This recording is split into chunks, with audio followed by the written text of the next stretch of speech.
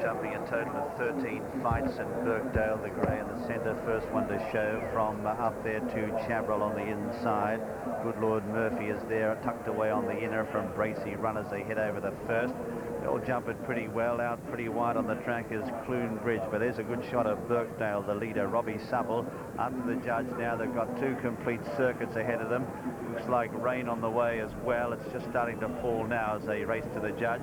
Birkdale out in front here from Chabrol, and then out wide of Bracken Heath from Bracey Run, and Good Lord Murphy tucked away on the inside of Cloone Bridge from Shore Party. Back in the field, King on the run from Aintree Fee, then Nordic Prince back in the ruck.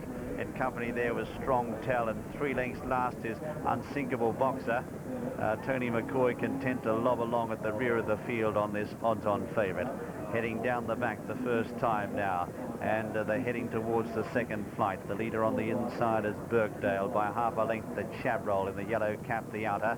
They're 2 or 3 lengths in front of Good Lord Murphy, who's very handy as well, tucked away behind them on the inside with the black sleeves. Bracken Heath out wider there as they head over the first down the back, all handled okay.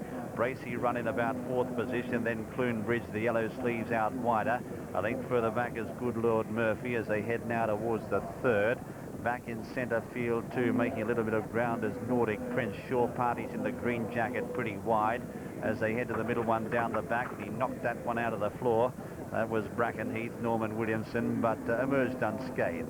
On the left of picture, the leader is Bracken Heath by a length and a half to Birkdale, the grey, who's on the inner. They're about half a length to Chabrol, 2 lengths away then as they take that last one down the back, number 4 overall. Behind Chabrol is Good Lord Murphy from Bracey Run from Shore Party. Then tucked away on the inside at this stage is Nordic Prince as they prepare to lead the back and start to pack right up now and race across the top of the course. A long run now before they reach flight number 5. Birkdale on the inside is just the leader. The favourite Unsinkable Boxer is last of the 12 runners. Tony McCoy, though, just biding his time. Birkdale the leader. From Chabrol with a noseband. A length away then in third is Bracken Heath on the left of picture, yellow jacket. 2 lengths away then as they round the corner is Good Lord Murphy, the black sleeves on the inside of Bracey Run. A length to Cloone Bridge, followed by Shore Party, then Nordic Prince wider out. Then King for a Run, who's widest of all on the extreme left of the picture now as they straighten up for home with well over a circuit to go. Aintree Fee is behind them from Strong Talent. Unsinkable Boxer about 8 or 10 lengths off the pace is still last of all, but just starting to make a move now. Heading up towards the 6th flight, and it's Birkdale on the far side, joined on the near side by Bracken Heath. A beautiful lead jump by the leader, Birkdale on the far side. 2 lengths away, Chabrol in third, followed then by Good Lord Murphy, the black sleeves on the inside from Bracey Run and Nordic Prince. Cloone Bridge is out wider on the track at this stage as they come to the one that'll be the last next time round. King for a Run is back in the ruck as well. Unsinkable Boxer just making a little bit of ground on the inside there as they race up the straight now with well over a circuit to travel.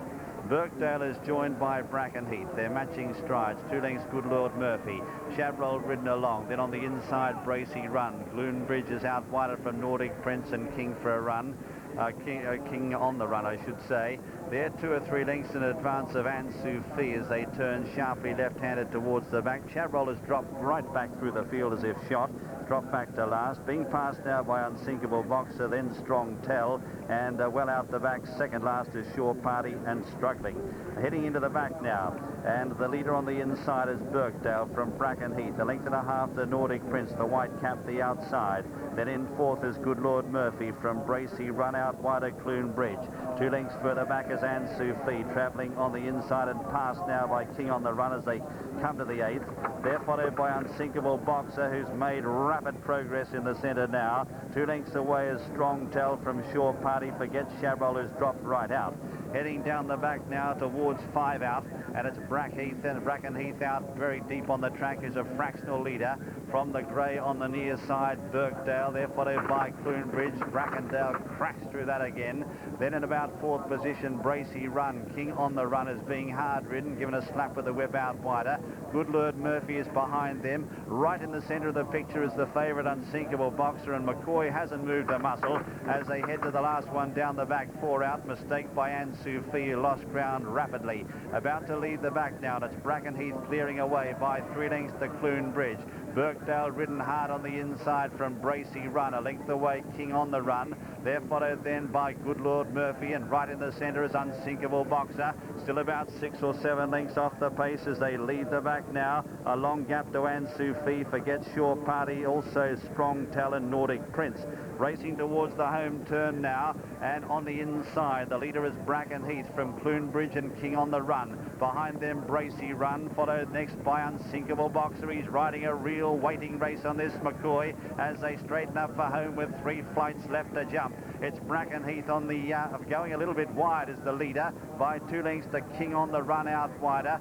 Then Unsinkable Boxer coming into it now. Birkdale has been pulled up. Coming towards 3 out now. Brackenheath just the leader. Unsinkable Boxer on the far side, still under a tight hold, looming up. They're 2 or 3 lengths in advance now of King on the Run, and further back is Cloone Bridge, a long gap to Good Lord Murphy. Up the second last now, Brackenheath, joined by Unsinkable Boxer on the inside. He's cantering the favourite. They're about 3 or 4 lengths in advance of Cloone Bridge, followed then by King on the Run. Good Lord Murphy being pulled up as Bracey Run behind them. But look at this, Unsinkable Boxer coming to the last, asks for a mighty leap, he responds immediately, goes away by about 5 or 6 lengths, and it's a matter of how far. Unsinkable Boxer records his 5th win of the season. Tony McCoy, the most accomplished of rides this was.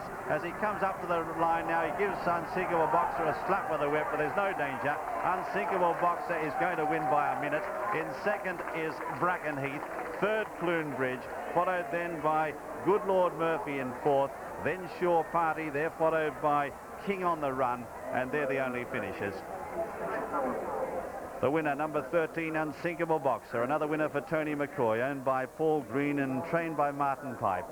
Second, number 4, Brackenheath, Norman Williamson, and third, number 7, Cloone Bridge, Charlie Swan. 4th was Good Lord Murphy, 5th Shore Party, and then King on the Run in 6th position.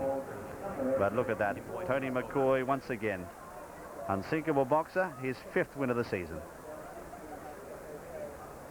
Well, it's extraordinary performance, isn't it, from Unsinkable Boxer? I mean, if I hadn't seen what was going on, I would have believed that he'd just come in from going into the last. It was a very cheeky one, but there were... Just have a look at this early on, Skew. Yes, just here he is, Unsinkable Boxer, out the back, just to prove that he was there early on. But he just trips on this bend. It just shows you, the difference between triumph and disaster. I mean, one more step and that would have been all over. But McCoy never even flinched. And just look at him here. Look, watch McCoy, the confidence of his man. He's got to his position. Look, bit of mud in the goggles there. Just one hand off. Just make sure he can see. You want to see where the last is.